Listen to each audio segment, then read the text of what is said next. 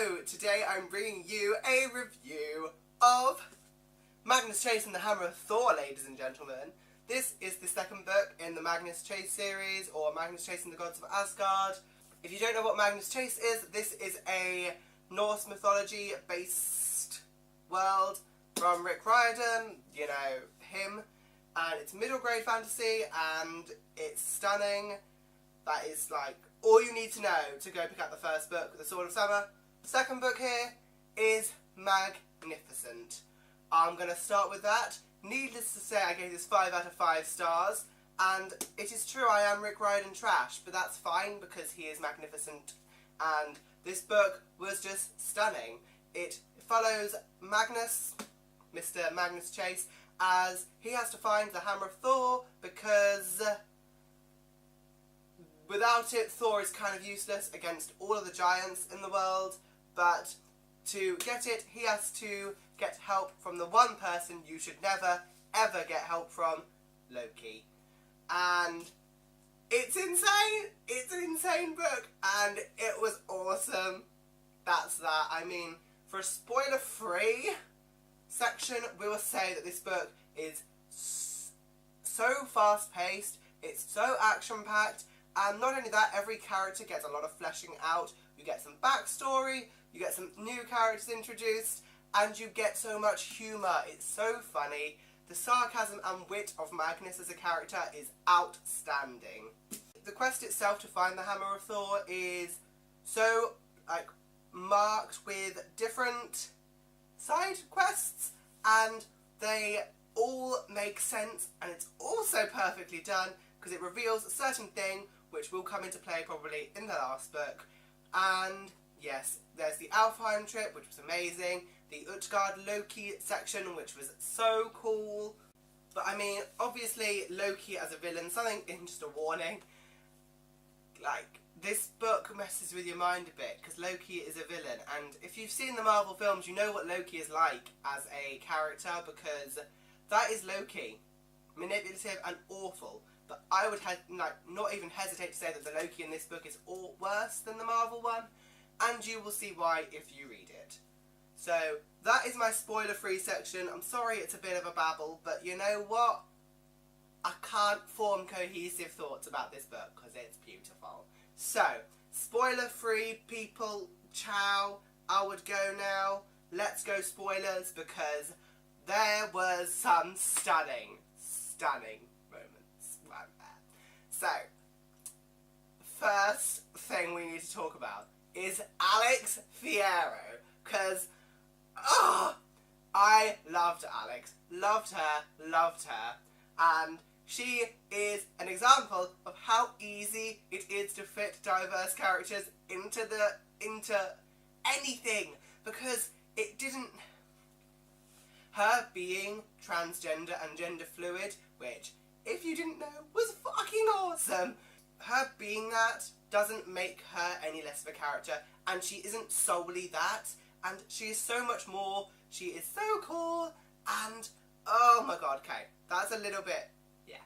Just, Alex was outstanding, and you know what kind of character she's going to be like from the very first, like, introduction you get to her, because she punches Sam in the eye, because she dies and gets pulled away to be an Enherji, how do you say it, Enherji, whatever, and the first thing she does is like, as an Enherji, whatever it is, you can't change, and that, like, messes with her, because she's not comfortable in her body, so she punches Sam in the face, which was quite awesome. She is so much more than that, because she is such a strong-willed character. She doesn't take shit from anyone, she doesn't take insults laying down, she will stand up for herself, she is so strong, like, literally, she has a Garrot wire as her weapon, or Garrot wire as her weapon, and that's insane, because that's really quite dark, isn't it?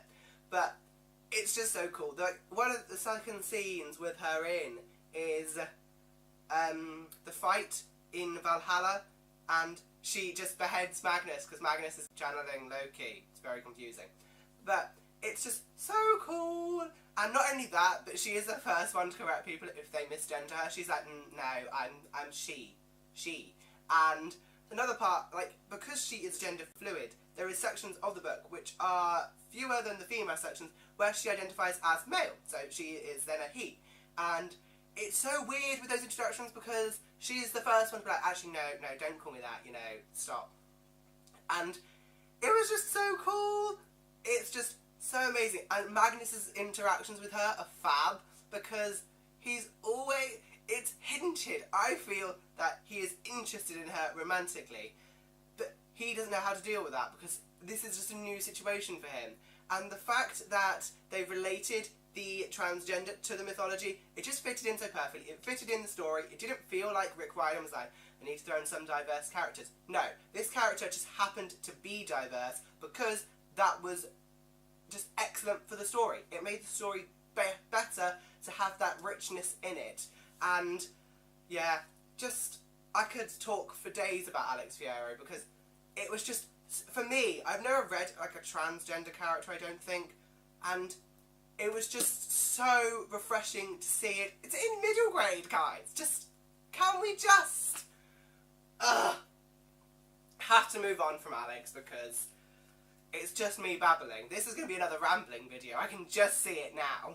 But yeah, the only one thing I really want to see in the third book, Ship of the Dead, is if Magnus and Alex do get, you know, together, I want to see how Magnus is when Alex is identifying as male. I want to see it so badly. Just, okay, moving on from Alex, we'll just talk very, very quickly about, you know, the main character Magnus, because Magnus is a delight. He is my sarcastic ray of sunshine, who is just fabulous because not only because he is he is an incredibly strong, like physically strong character, but he makes up for that by having this like vulnerability.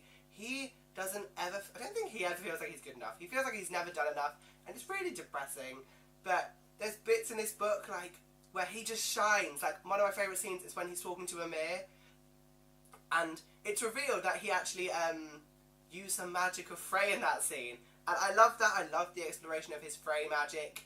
And just the scene with Amir though, he is reassuring him, and it's just so nice. Magnus is just such a down-to-earth character, which is odd because it's nothing like he goes around multiple dimensions, realms in this book alone. Also importantly though is the relationship with Randolph, his uncle, because Randolph is being used by Loki, and throughout the book Magnus is kind of torn about how he feels about Randolph, and something that Annabeth said is that he is family and you should try and stick by family. And I just love that, I love that bit. And so when Randolph unleashes the Scorning Sword, or whatever it's called, oh, I can't remember the name properly, and it's killing him to free Loki, but then he frees Loki, and then he's dying anyway, and, you know, Magnus could heal him. You know that, because Magnus has such good healing powers. But he chooses to fall into Helheim because that's where his family is, and it's so depressing. And the fact we've seen, like, the flashbacks in Magnus's dreams will just really heighten the fact that Randolph could have been so much more, but he let grief and anger and revenge take over his life. It was just, their relationship was so interesting, and I'm depressed to say that Randolph died because I wanted more Magnus Randolph, because Magnus needs his family. But, you know, Magnus, moving on slightly, we'll just move on to the end, because if we're on Magnus, we have to talk about Annabeth, because it's like Rick Riordan is just teasing us a little bit. At the end of the last book, there was a scene with Annabeth. At the end of this book, there's a scene with Annabeth. And, oh my god, this scene was just perfection. They're just, throughout the book, Magnus references Annabeth as like, oh, I wonder what she would do, or like, oh, I wonder what she's doing, or, oh yeah, she has those gods to deal with. But, first of all, we get allusions to the Trials of Apollo, which I'm really excited about.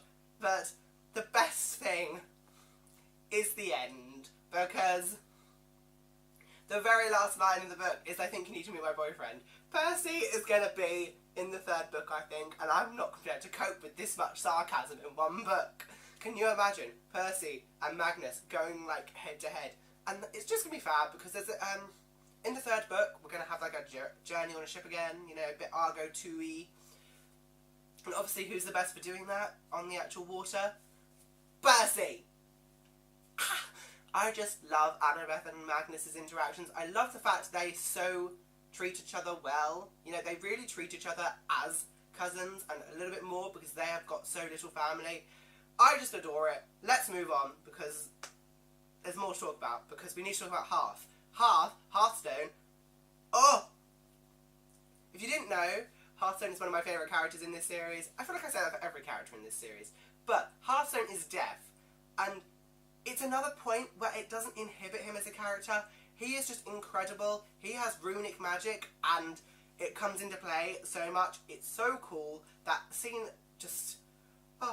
with the Draugr, however you say it, Draugr bit, where he uses the... I can't remember what it's called. The rune that makes them really big and fight. It's really cool. And then you have the scene where... the whole scene in Alfheim with his family was tragic. Absolutely horrible. It was so intense to see that, like, past. And the fact that it had to be... they had to go there to save Blitzen. But just... him feeling that remorse for his brother is so tragic. And some of the best parts are, for me, are where Hearthstone doesn't look at Magnus or whoever is trying to talk to him. Because he's deaf, he can't hear them. So he's basically shutting them out because he is setting up these walls. Because he is such a... he is kind of more of a reclusive character. But in certain scenes, he's not. He just really opens up a little bit. And it's great because he, like, signs. And one of the lines that really got me is that Alex says, I'm going to need to learn to sign, aren't I? And the fact that that was just, yes, you are going to have to learn to sign if you want to be part of this. Because Sam signs, Magnus signs, Blitz signs, Hearthstone signs. So you all need to learn to sign. And it's great. I love Hearth. I love the fact it's a deaf character in a book. So, yeah, moving on to Sam. I mean, I'll just say I do love Blitz, but he is one of my least favourite characters out of the core a lot. So, sos Blitz. You may be fashionable and awesome with it, but I want to talk about Sam. Because Sam, a lot of the plot revolves around Sam. Because Sam is meant to marry Thrym. Because Loki made a deal. And the deal is that Thrym and Sam get married, and then the bride price, which is the Scorning Sword, will actually end up going to Loki, and then Loki can be freed. So this is all of his master plan. So Thrym and Sam are meant to be getting married, but Sam's already engaged to Amir, because arranged marriage, but they deeply love each other, and you see that in this book. You get to see more of their relationship and how important they are to one another. The fact that Sam was willing to open Amir's mind to the wider world was so heartwarming. It was just beautiful, okay? Let's just take that for a second. It was beautiful, and Sam and Magnus's relationship is beautiful as well, because it doesn't ever feel like it's gonna be romancy. They are like brother and sister, and it's fine because Sam and Amir are perfect for one another. Like, Sam and Amir, like, meant to be together. And the fact that she was willing to make this really deep, powerful vow to not marry Thrym because she would refuse, because she wants to marry Amir, and it was brilliant. And the fact that she is obviously a daughter of Loki as well. Her and Alex's relationship is very terse because they both have different perspectives on what it means to be a child of Loki, because it also comes into play that just nothing on there. Most importantly though, Sam is a Muslim, and I think Rick treats her with such respect. Her faith is never, like, brushed aside. It is one of the most important aspects of her life. So, as such, it plays a big role in her characterization. And one of my favourite, like, touching scenes was when Magnus is asked by Sam to watch her while she prays. And it's just such a poignant scene that amongst all of this, if she can, she will find that moment to pray like she is meant to. And I thought it was done so respectfully. The way she always wears the hijab, I think I'm saying that right. And the fact that Magnus is even protective of the fact that there's a scene where a curl of her hair is sticking out. He wants to put it back in because he knows what it means to her. I just think it's treated with such respect. I'm so happy with it. But that's just the characters, guys. I mean, if like the plot itself was woven together so well, like, it all fits together, even though it shouldn't, because all the things don't seem to add up. But it's Loki. He manipulates everyone so well. Every single thing along the way is clearly setting up things, and he just tricks everyone. He is just brilliant, because at the end he gets free. And one of the things that starts Ragnarok is him getting free. And I just can't deal with how evil he is and how much we are going to have to look forward to in the last book. I don't know if I'm going to be able to last till next year, I'm going to be honest. So, yeah, I've got this one. I loved it, loved it, loved it, loved it. This may be a little bit of a gushy review, but do you know what? I don't care, because it's Rick Riordan and I love him dearly. So, I hope you enjoyed this video. I will have another one up soon. So, goodbye!